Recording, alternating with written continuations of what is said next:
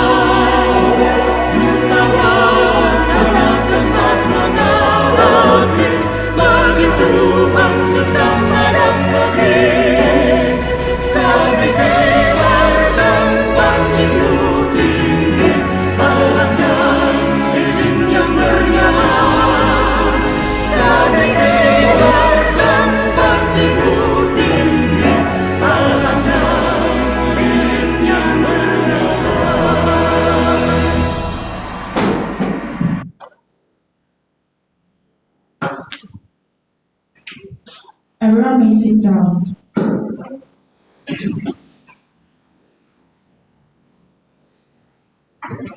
Next, let us hear the opening remarks from Ibu Anesti Budi Melawati, SPD NU, as well as the Vice Dean of Students, Alumni, and Partnership Affairs.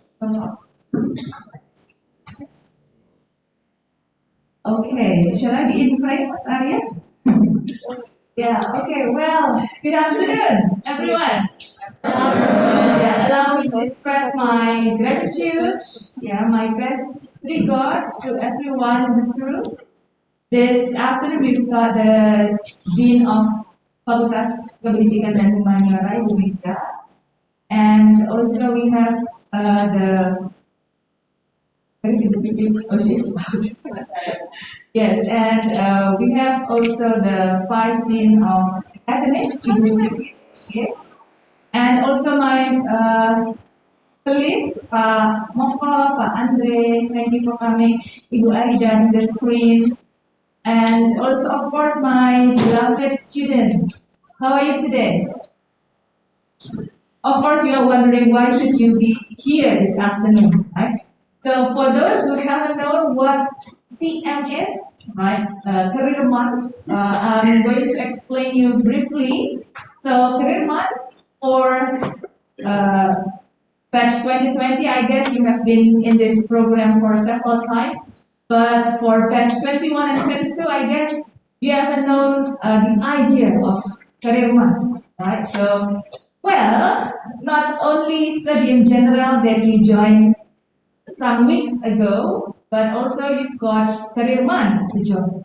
So study in general and career months are two programs that going together to strengthen your idea about how to be a good mahasiswa.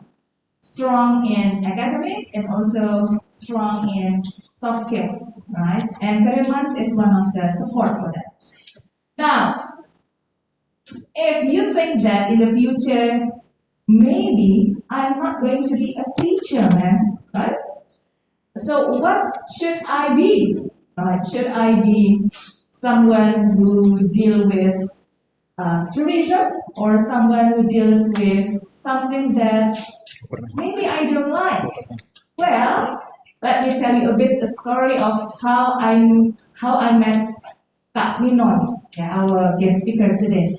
So some months ago, I joined a meeting with some alumni in Kadiwi, and one of the alumni is Kak Ninon's friend who works in Antarupa Studios. Who in this room knows Antarupa Studios? Have you ever heard? Have you ever heard a game named Lokapala?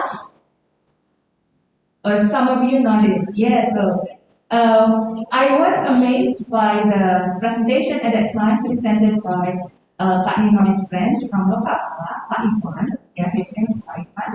So he presented that actually some graduates that is good in linguistics are needed in Antarupa Studios. And then it surprised me, of course, and I was thinking about you. So if you don't want to be teachers, maybe this job is something for you. That's why I proudly present Kak Ninoy later, right, to you to tell you stories, to enlighten your ideas so that actually maybe graduates can be someone behind the game writing. Isn't that interesting? Yes, right. I can read your answer above your head, right? Okay, so I think without further ado, maybe is proudly present, right, the curriculum, the career month for this month, right, to end our lovely year 2022, okay, with the topic of game writing. So how can linguistics be the power of game writing? Okay, so I guess that is all. Officially, I opened the talk today. Thank you very much.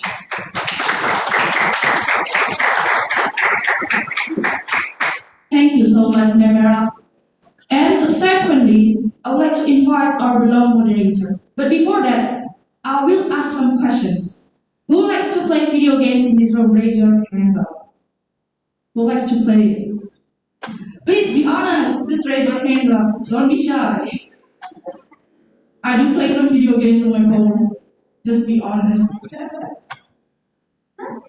Okay. I can see some people here, like several people here. So for the next question, do you guys know who operates the game or the operators of the game that you play on your mobile phone or maybe on your other devices? Yeah. So no one raised their hands up. I guess all of you might be confused. So, as Memera said before, you don't have to be teacher in the future. You can either be lecturers or maybe be journalists, and you can even be a game developer or maybe game operator. So, how to achieve that? How to get into that? We will know it on the next presentation of Miss Ninoy, and it will be moderated by Christina as our moderator for this event today. Christina, the time is yours.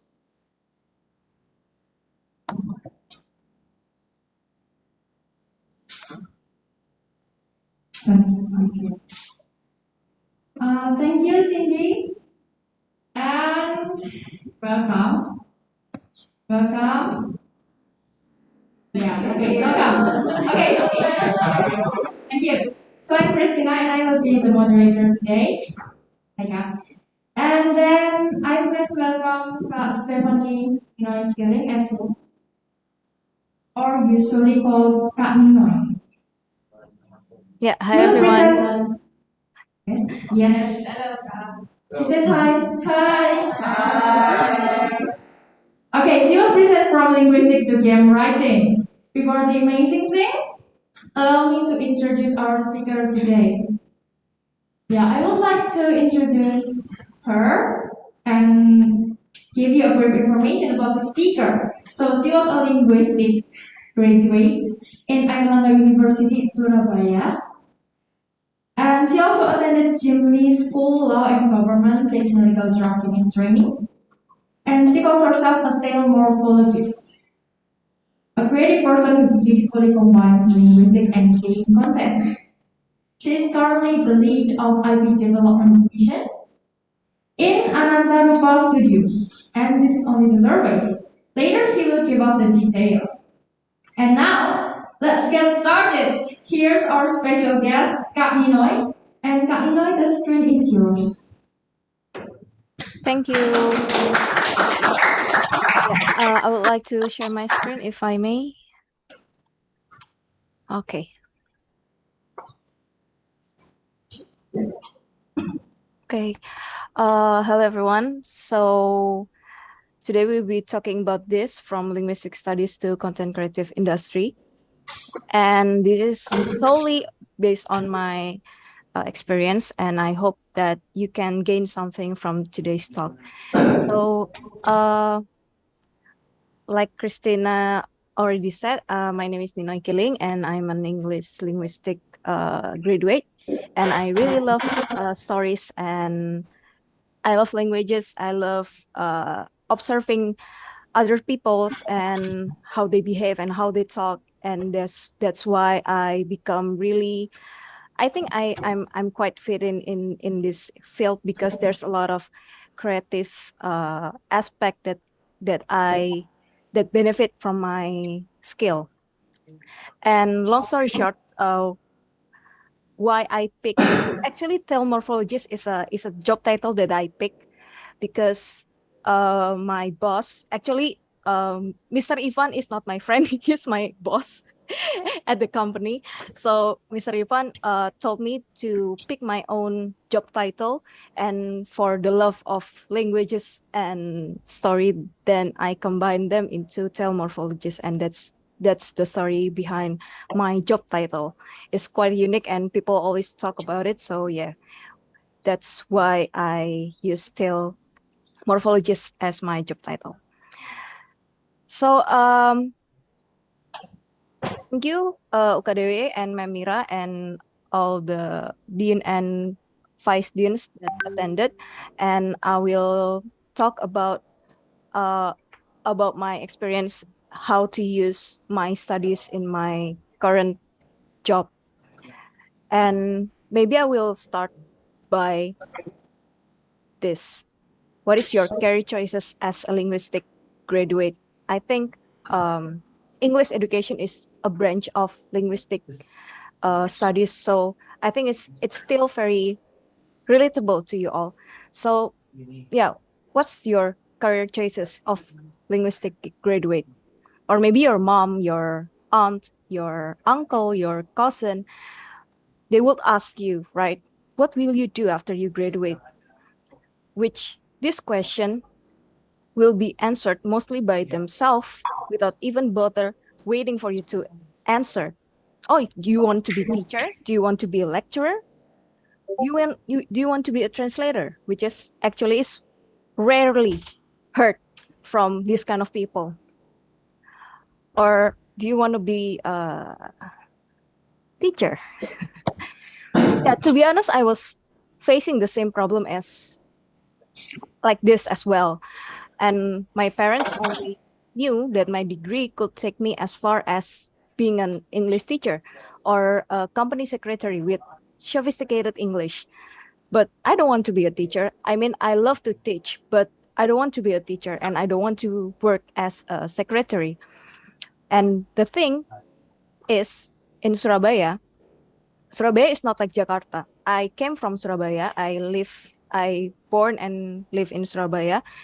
And Surabaya is not like Jakarta, or at least by the time when I was graduate. So no one ever needed a content writer or copywriter or even a translator. A translator usually just employed by agency, like a translator agency. So it's very hard for me to find a relatable job uh, that I can apply my studies, my English studies in it. So also looking for jobs on internet is not really a thing, and there was not much option to begin with. So all I knew as an English graduate were all of these options: English teacher, translator, or interpreter, lecturer. And although for now you may tell me like you can be whatever you want, but while that's true, I think I still have my um, ideal idealistic ideas. Like I don't want to really throw all my years studying English. So I need to find a way how to make my study work like that. So that was 6 years ago, roughly 6 years ago. And now there's a lot of options available in front of you. You can find on LinkedIn, you can find on job streets.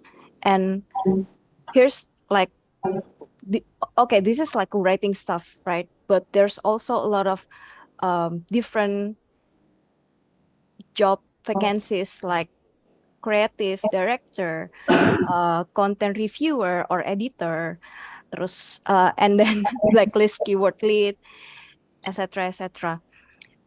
And yeah, for now, if we're talking about today's era, you can literally do whatever you want with your degree.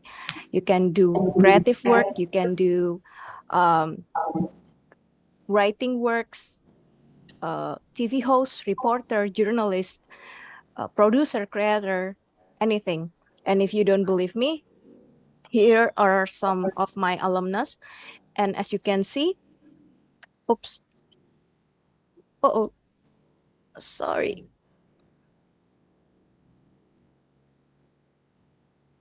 Now, as you can see here, there's a lot. Their job is varied between import and export, marketing, sales, businesses, anything. So it's now very diverse, and the options are limitless.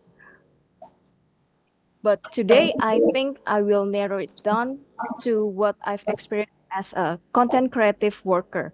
And I too will discuss that specifically a bit later. So here's my education. Just to a brief to briefly inform you about my background. So I graduate from Erlangga University, and I take legal drafting training, which is maybe for some of you it's like out of the topic, but actually this is very interesting because in legal in legal world, the use of language is very powerful. So if you want to pursue this kind of job as well, you totally can. It's just you have to really understand the law of nature and how things works in legal stuff. But I think it's still very doable for you if you want to pursue this kind of field.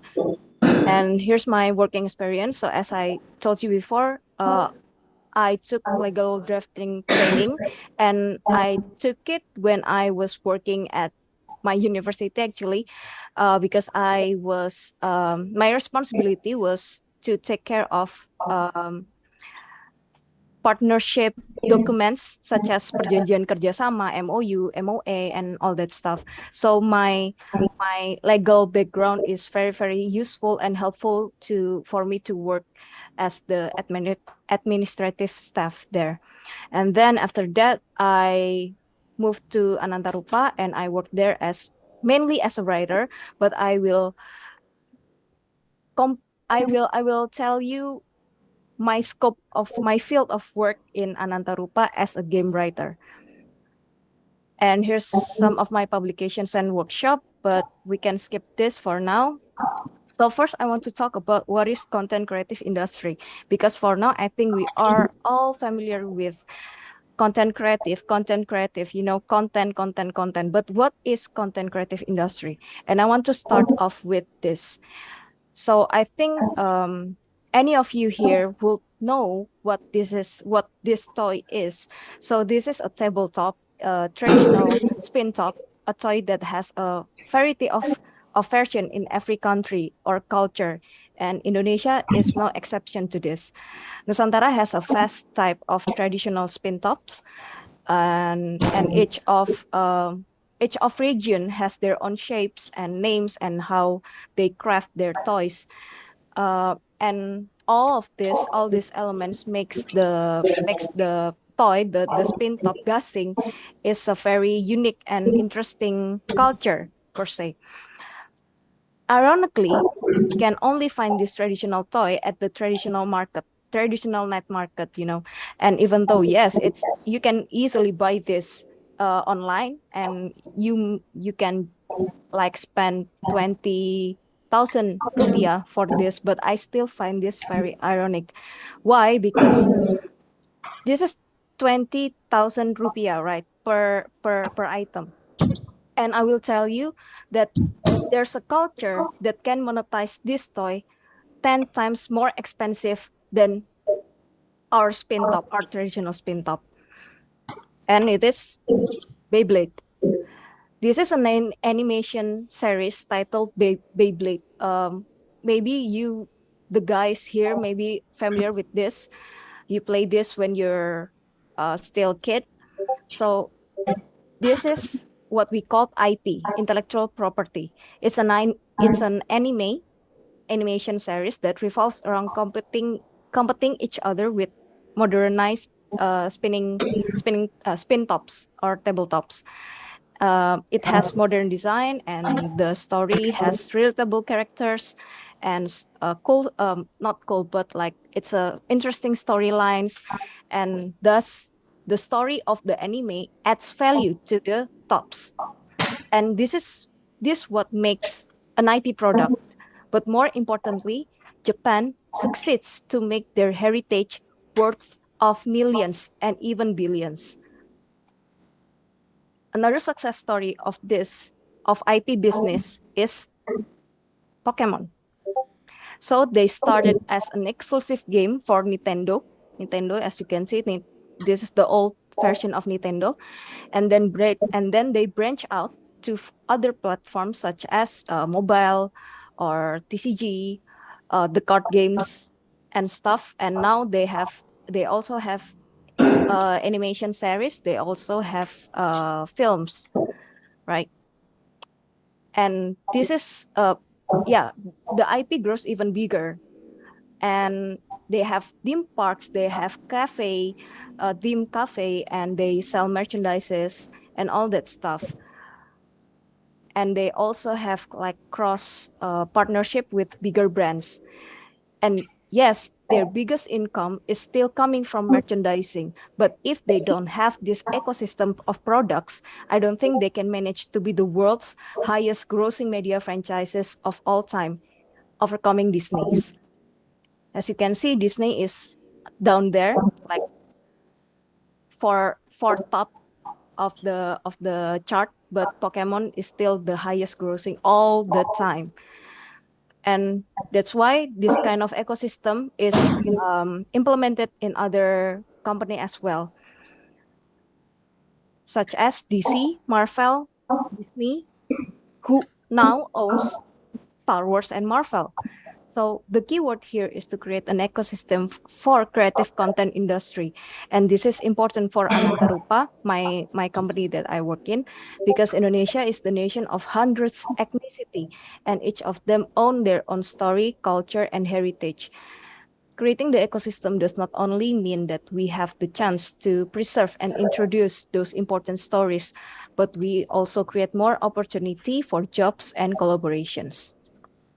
So in a nutshell, content creative industry is a macro business that we just have discussed. And it does not equal to content creative marketing, where you can create where you create content through curated writings, photos, and videos. Content creative industry is usually related and based on intellectual property, which is based on high concepts or even stories and or character, just like I mentioned before. And it is relatively new for Indonesia. However, other countries are in high demand of this industry. And Indonesia has a big potential for this industry, as we know that we consist of many ethnicities and cultures. So China, Korea, and Japan are the like top three countries that are well known for its IP products in various media such as games, anime or animation, film, music, comics, toys, merchandises, etc. And as well as like the biggest company here, not here, but in Western region is Marvel, DC, Disney, Star Wars, and etc. So uh this is the differences, not the differences, but when I started this journey, I keep asking myself, how can my skill benefit the industry, or how my skill set aligns with the industry, right? So in I got into game industry, which means I have to understand games and its mechanics. But I rarely play games, and I just play games very casually. I never like play hard. I just play it as I whenever I got time. And I have to understand the use of narrative and story in game, because some of the games are like very heavy on story, although not all games are based on story. But that's the thing, I hate reading novels to be honest. And in game industry, you will see that there's a lot of game writing involved in the product. And for me, I just know how I just know uh writing poems. I don't really know much about UI writing, or even like application, how you build software, etc., etc. So as you can see from my point 1 until 3, there's a lot of minus there. But I hold on to my fourth point, my final point. I can observe and I can learn. And that's my foundation to brave myself stepping into the industry. So I will tell you how my linguistic studies benefit my professional life. So as we know, we at least in my studies, I learned all these things, right? Linguistic is language. And when you talk about language, we talk about communication in many different forms, whether it's written, it's verbal, it's symbols, pictures, etc. How we talk, how long we talk, how loud we talk, or how do we even use any word at all when we talk. The, it's all beneficial in my career and my day-to-day task, because language is something that cannot be separated with us. So it's about like changing your mindset and how you how you creatively think, finding solution for your problems. I will talk about more about this later on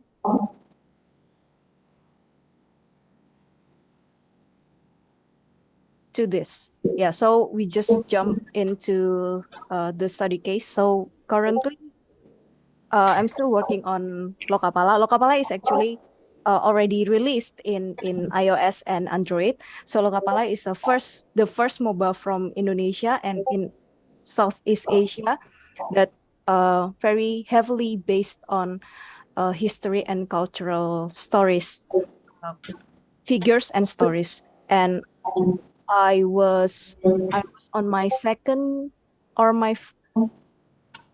moving to my first year working in America when jumped I jumped on this project. So I was in the very beginning of the creation of Lokapala, and I literally went through all the processes of production here. So I will tell you how we uh, how we really make this game. But I think it's important for you to see this first to get a picture what Lokapala looks like.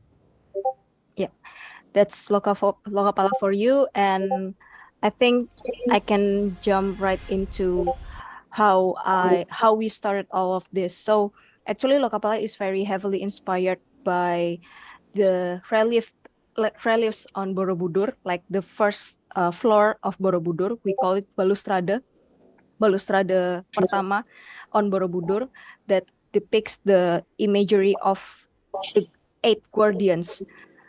Loka means realms, and pala means guardians, and it's where the name come from. Lokapala, the guardian of the realms.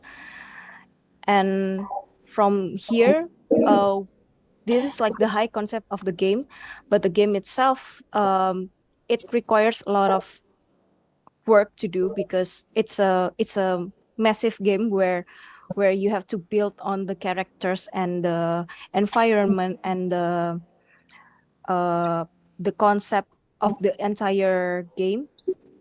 So my job is I have to develop the IP, like the concept, the character, where they come from, what language they they speak, and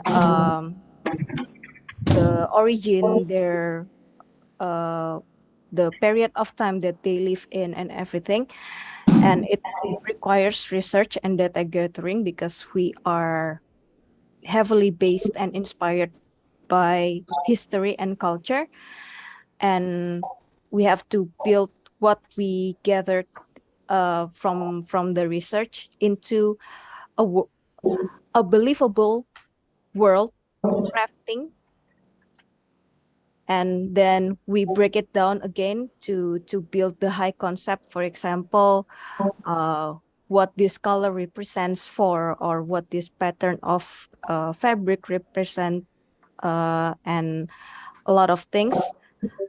Also the story and narrative. So what's the story behind everything, and sometimes script writing, because when we talk about game as a product, of course we have to talk about how we how we market this, right? The marketing.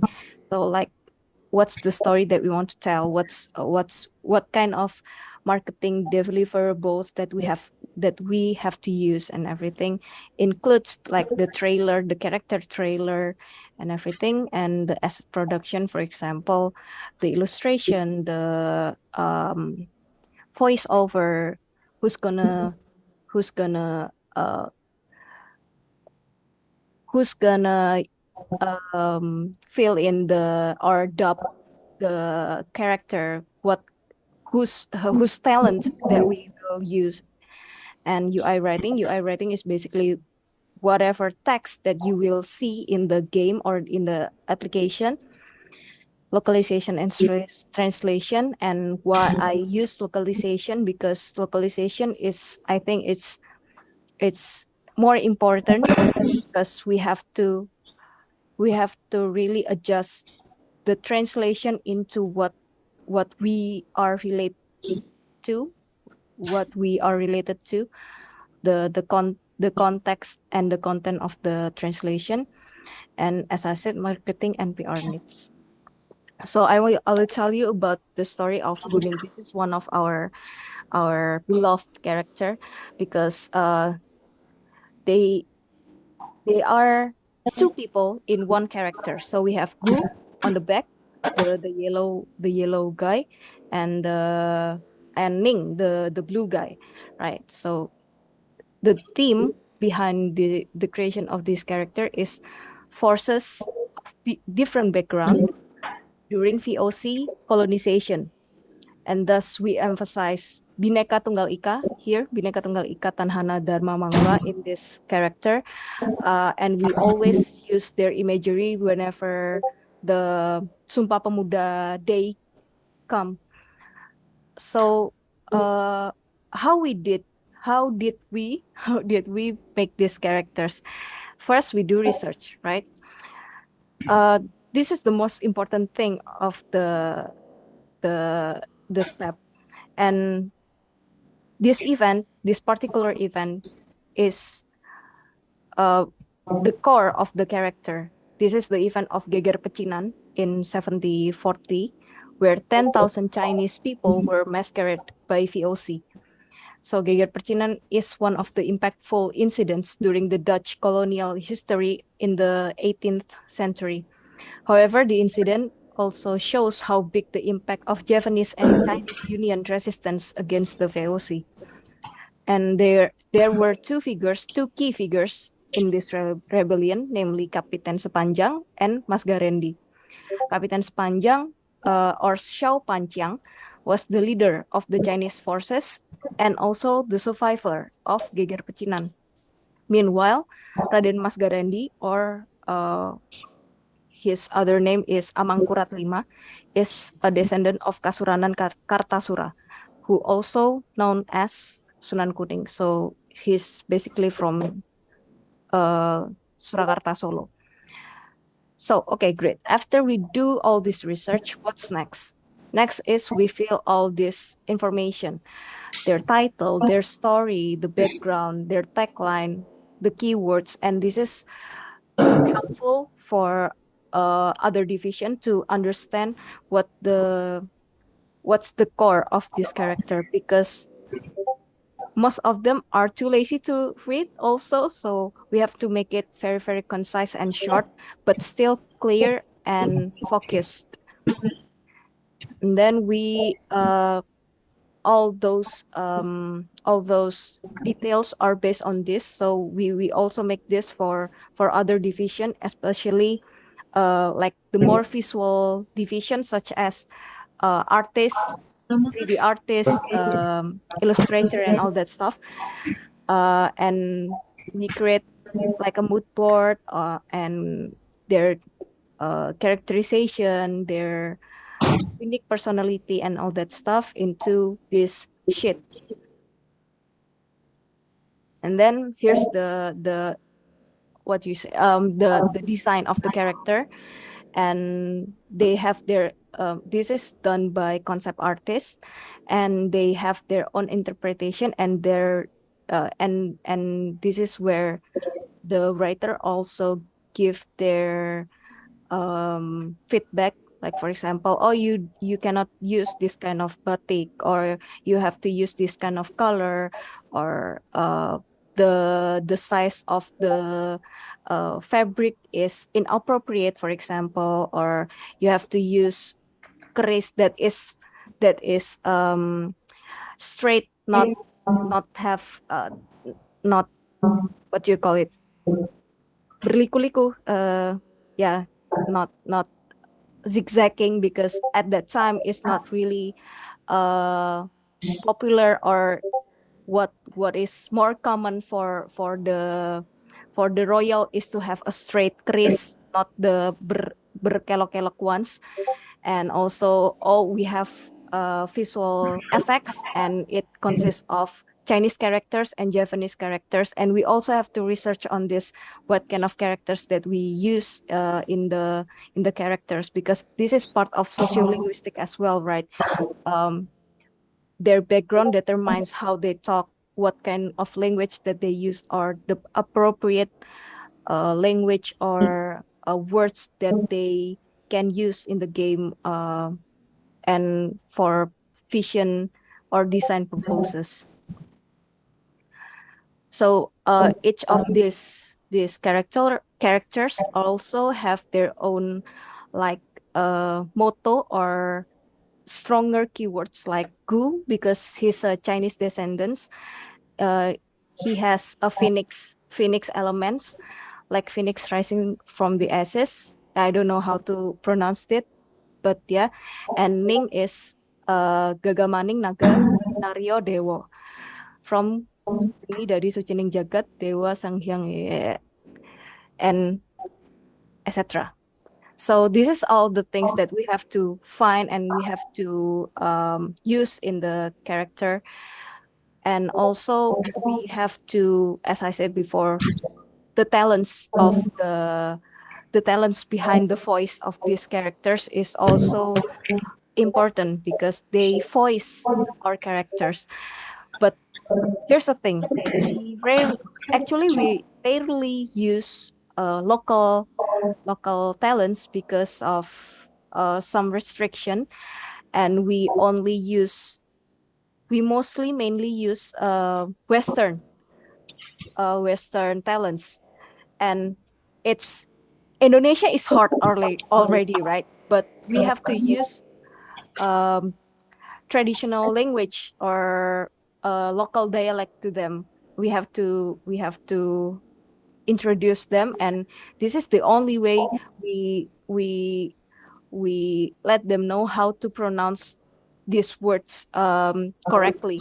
So this is a Sanskrit mantra, and this one is bahasa Bajo language. And we also have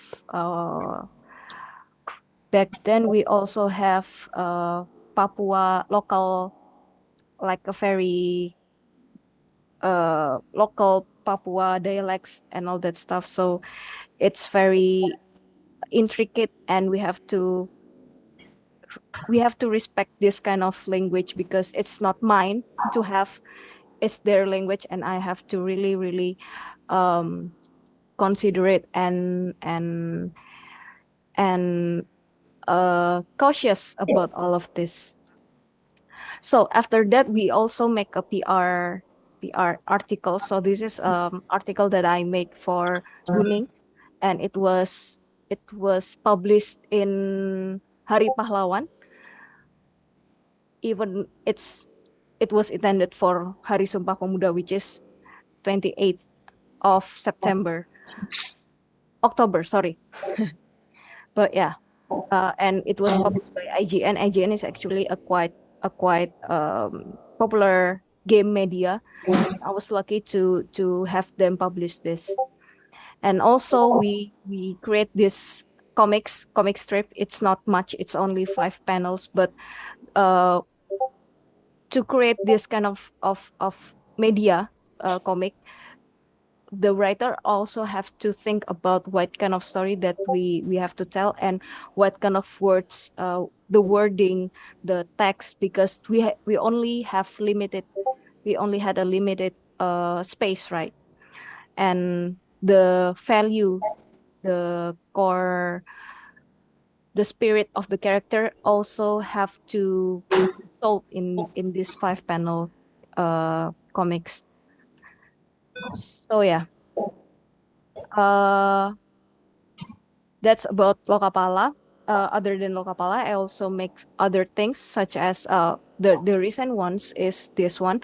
This is Lokapala Codex, so it's actually still discuss Lokapala, but only in the end. So in the beginning, we were talking about, in the book. The book discusses about the hate the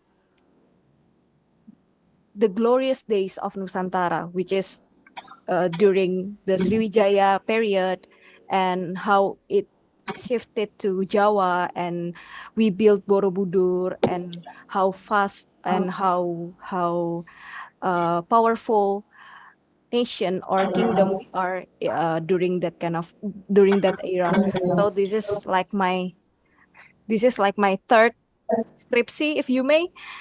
And yeah, other than that, I also direct this. This is one of my this is our one of our newest feature, but it's not available yet. But I will give you some snippets, because I hope this will also help you, like, broaden your mindset about where should I be working at, because it's never about the limit of your degree, but it's just how far you want to search, you know.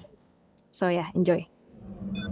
Shaving my tower hour by hour. Don't you wanna know my superpower? Save me your secrets, I'll keep on asking you. Cause I'm your mannequin, pretty porcelain. Call me up, dress me up till I'm pretty, pretty. You're a mannequin, pretty porcelain. Ah, ah. Cause I'm your mannequin, pretty porcelain. Call me up, dress me up till I'm pretty, pretty. You're a mannequin. Yeah, so this is like actually a metaverse concert um that that was held in the Lokapala game, and we work with Warner Music Indonesia and their newest talented artist Jinan Leticia. We got her 2 new songs, and we convert and we make them into a metaverse concert. I myself is not a I'm not a app developer, right? I'm just an English graduate student. The fact that I can manage to produce this with all my other team members is quite great achievement for me, I think, this year.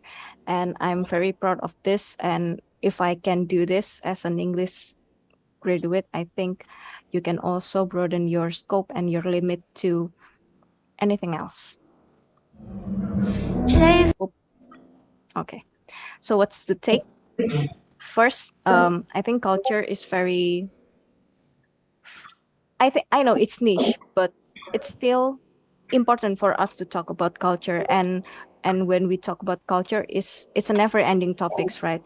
But we have to preserve it, and sometimes we have to reintroduce what's the culture.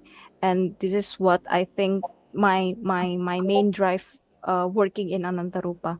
And culture is only can be safe and can be nurtured um if we adjust it into today's context. And this is why this is the core of creative industry, to make culture, to make high concept culture become more accessible to people. And in this case, as the industry is relatively young, we need a lot of backup and creative talents in these matters. And for I think this is also a very important lessons that I learned across my working or my career. That is your research skill is very important and will benefit you along the way. And you have to be creative. You have to you know open your mind to find the solution rather than focus on the problem. And Google is your best friend, and it's true. I mean, um, Google is like your friend, and you have to be selective, and you have to be creative with keywords, and you'll be surprised to find the answer to most of your life problems lies in the finding the right Google search keywords, and it's really true. Even here in our office, the programmers still use Google to find the solution for their problems. And I think it's never foolish to always ask around rather than just stand there and say nothing.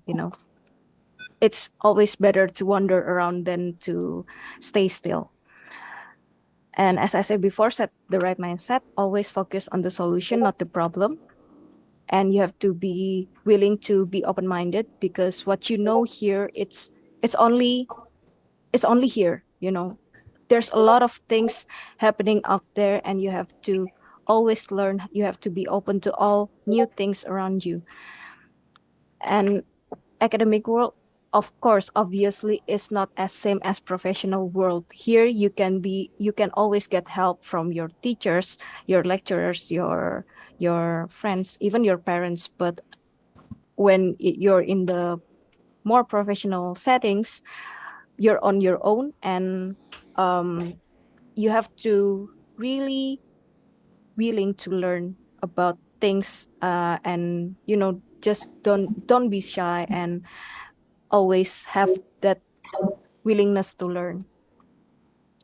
Take all the chances, make all the chances, because sometimes chance will not come for you. You have to get it. You have to really get up and run, or do 10 kilos marathon to get the chance. So for some people, it's easier and it's their privilege, but also for the others, it's a very tiring experience. But it's okay. It's life. You can have it easy on some things, and you can have it really hard and difficult on other things, right? And then sense, this is optional tips, if I may say, because sense it's kind of hard. Sense is something that you don't have to learn it very hard, but you just know what's right and what's wrong, and you can learn it, you can attain it. But most importantly, number 4, you just have to be open-minded and learn new things. And lastly, I like this quotes, actually. Luck is necessary. I consider myself as lucky to be able to work here, to meet my boss and my lovely coworkers. But I think what's more important is to have the willingness to work hard, to be diligent, because luck is when your chance meets well preparation. So when you get the chance but you're not well prepared, it's just the same. It's just another failure. But luck is when you got the chance and you are well prepared. So yeah, success is 1% luck, and the rest of it is work hard. And I hope this talk will boost your confidence. It will open your mind, and I hope all the good luck in your future. Thank you all.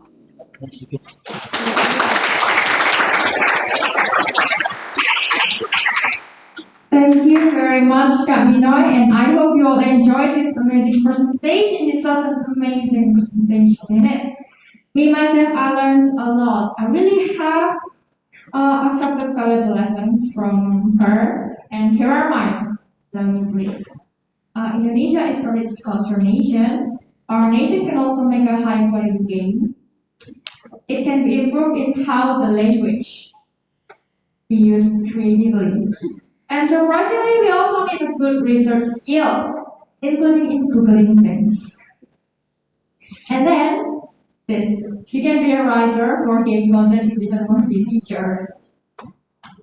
And now that everything's explained, it's time for a question and answer.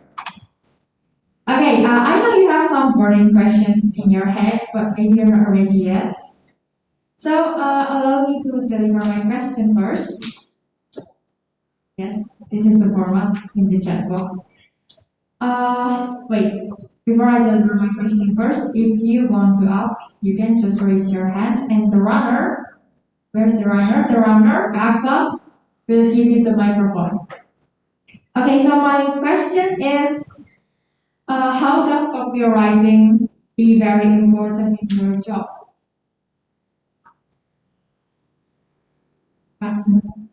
Yeah, so I think it's actually never about the medium. Like copywriting is it's just another form of writing, or one of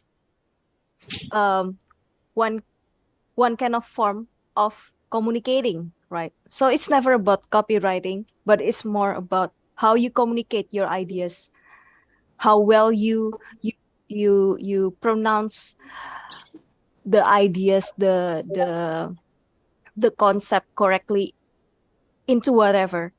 So whether it's a copywriting, it's a UI writing, it's a story, it's a script, it's a eight series of animation or series, whatever it is. I think more important to implement those skill into something that the audience will feel the same as what you're intended to have. Okay. Okay, thank you. And now I have a question from Valen. What are your ups and downs while working in the game industry? Sorry, can you repeat once more? Yes, your ups and downs while working in the game industry. Oh, my ups and downs. Actually, it's because at that time I was the only writer in my in my company, and I think it's also we did a lot of effort to find a suitable writer in this industry, because writing in this kind of industry, you have to have a good observation skills, because maybe next year we will do a cooking game, we will do I don't know, doctor game, for example, medical stuff, or maybe we will build a zoo game, right?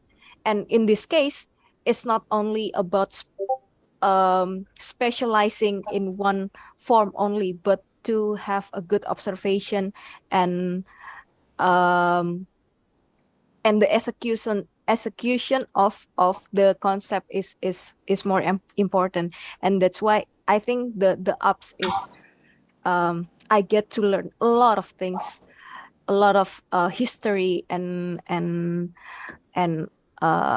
know a lot of cultural stuff, languages, and everything. And but yeah, because it's so many, sometimes maybe you get overwhelmed, but I think it's easily overcome by the ups because like I really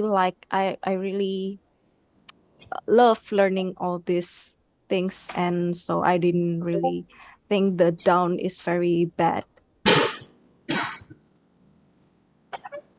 Okay, so okay, yes. Uh, is there someone here who wants to ask? No, one.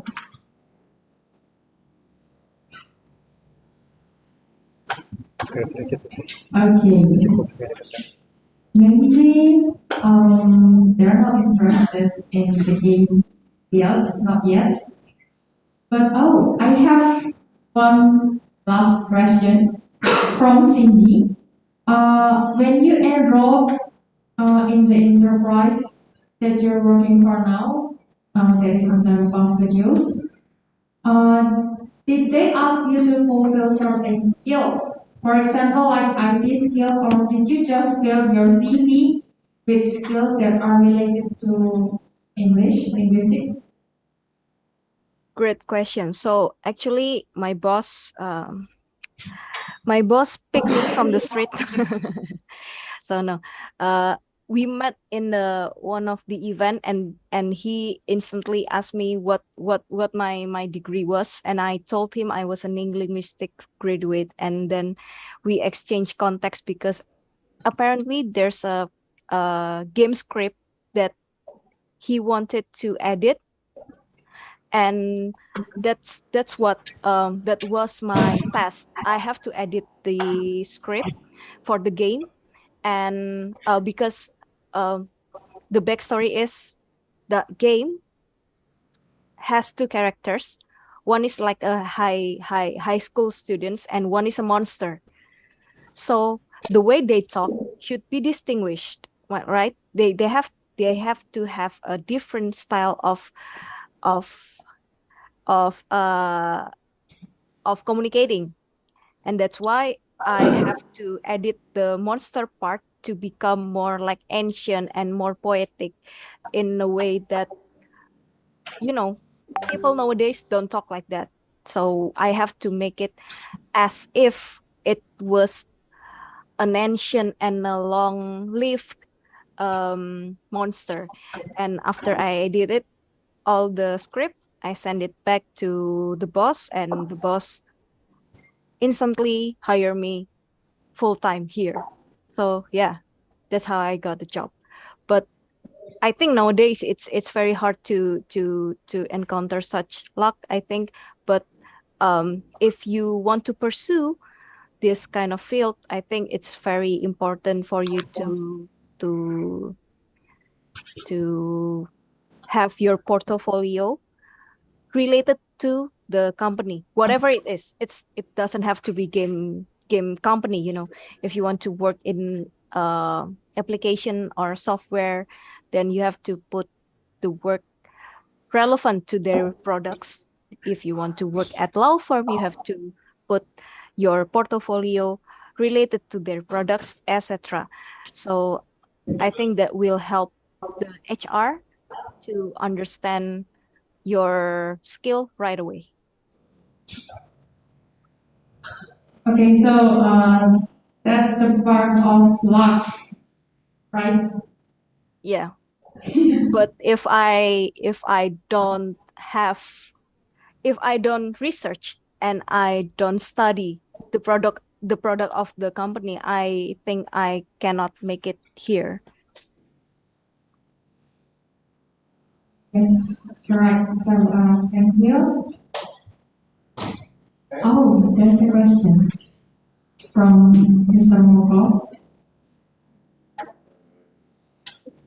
Please give me the mic.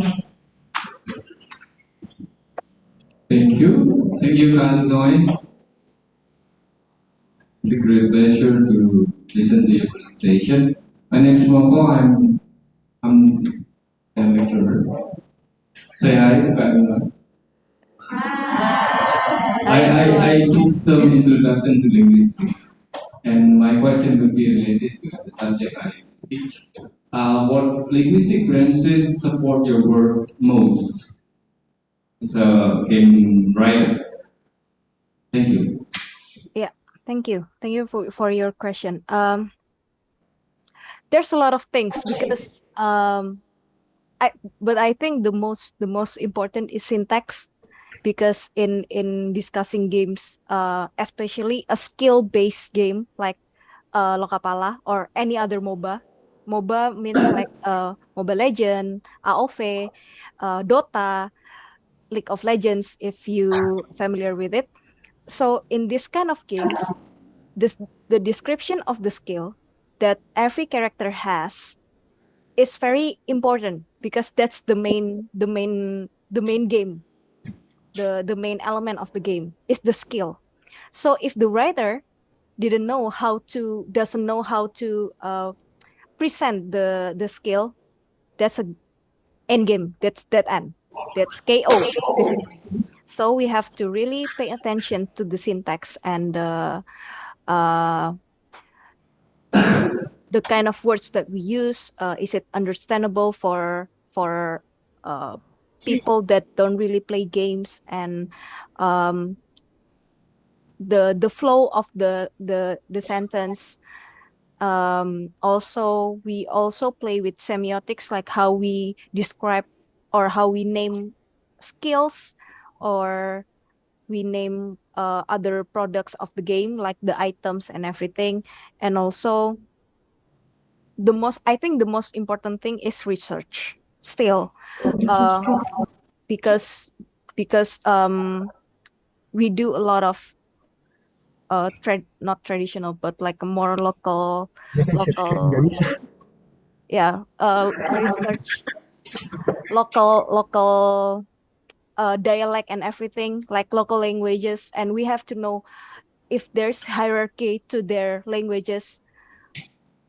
Is it royals use is the language used by the royals different from the common ones and everything? So yeah.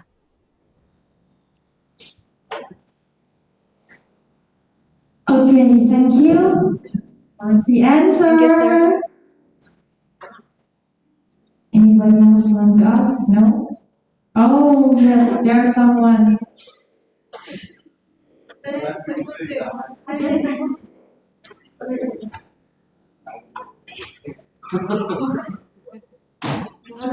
So, how did you feel when you graduated from linguistics but work as a content writer? You work as a content writer now, only to gain experience or become a permanent job. Thank you. Interesting question. So how did I feel after I graduated? Is that correct? Okay. Actually, I feel lost because I was working as an administrative staff, which doesn't require a lot of English in my day-to-day job. It's a kerjasama dalam negeri. So all the partnership is like a local with local companies and university and that and others. And I rarely use English in my day-to-day work. And then I got the opportunity to write in game, and it's very interesting because there's a lot of products that can be produced within this sector, like because we're not really focused on game, but the entire IP. So if so for now, Lokapala is a game, but later on we will make animation, which means I have to make script of the animation, and we will have trailer, and we will have comics and all that stuff. And so the the writing part of it is very uh fast in form, and there's a lot of fun in it because it's not only one type of job in this field.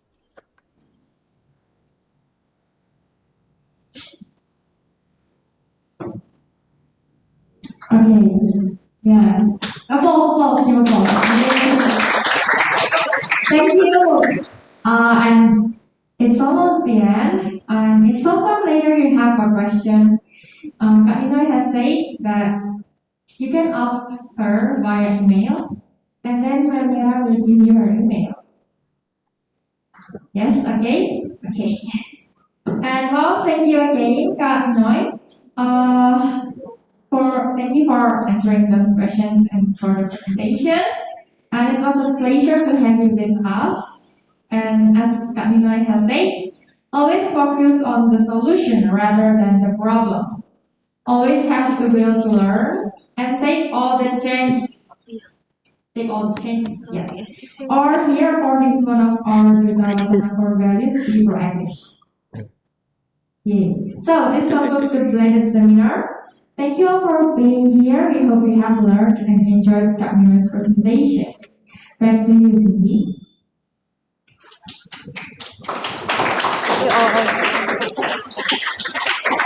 Thanks for having me.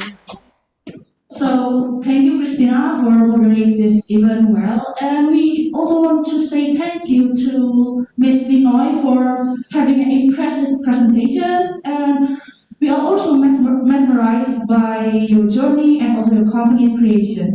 Jadi terakhir di sini jangan pas pulang jangan lupa yo download gamenya Cintai Produk Lokal, guys.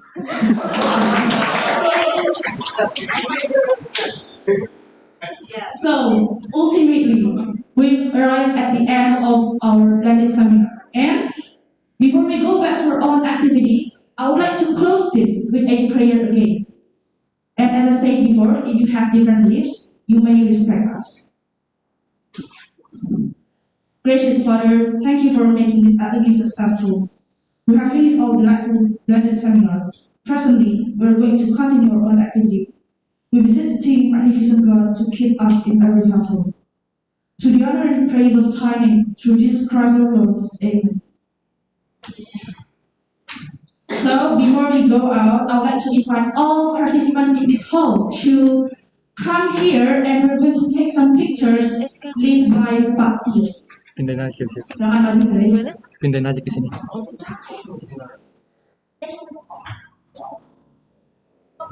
Yuk, kalian berdiri. Ayo, semangat. Kita mau ambil gambar sebentar. Apa ini? Udah. View-nya ini. Gambarnya kami bisa diunduh. Aku pakai ini speaker. Guys. Aku pakai screen ini kak. Yang apa? Yang ini. Terus lagi kalau misalnya masih Ini aja. Duplicate. Hah? Duplicate aja.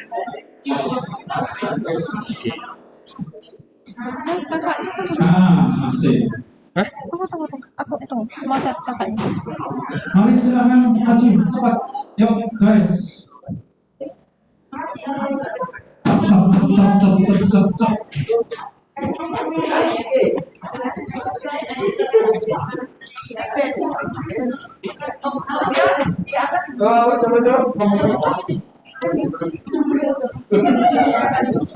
Udah dan. Di bawah aja dulu sebentar. Ada yang sebagian di atas tapi ketutupan nanti kan. Ya.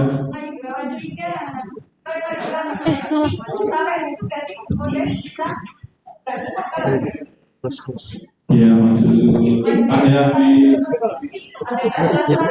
sisi depan.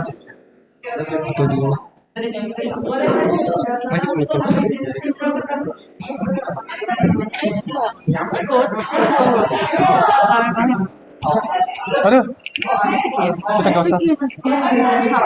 Ya kan, sisinya juga. Vito. Oke, maju ya. Yang coba itu silahkan maju sampai tempatnya benar. Oke. Yuk, merapat yuk, cepet yuk.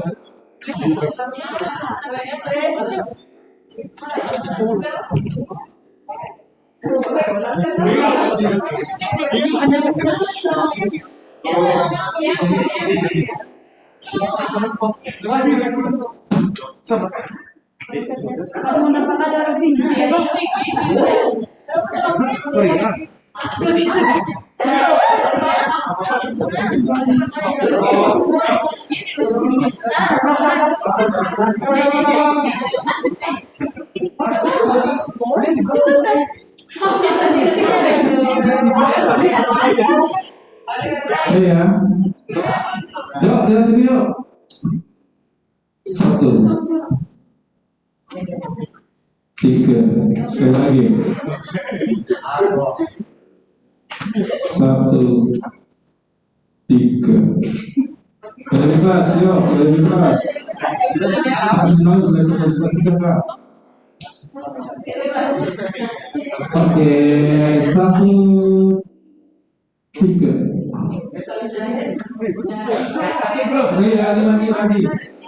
Lagi. Yuk, ulang lagi. 1, 2, 3. Oke.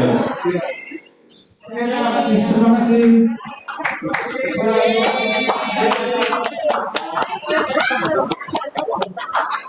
Once again, thank you so much buat Kak Ninoy. Hope you have a great weekend. Bye. Salam semangat.